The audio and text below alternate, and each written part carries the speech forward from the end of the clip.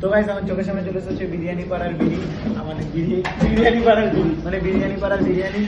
দু টেস্ট করা আগে আমি কোয়ান্টিটি দেখো।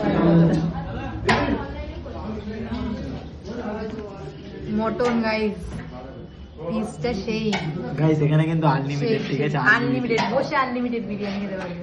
মটন। আর গাইস জিত হচ্ছে ক্যামেরার পিছনে, ওর হচ্ছে আজকে শরীর খারাপ, তাই খাবে না, ঠিক আছে? কষ্ট হচ্ছে, কষ্ট। তাহলে শুরু করা যায়? খাবো অবশ্যই।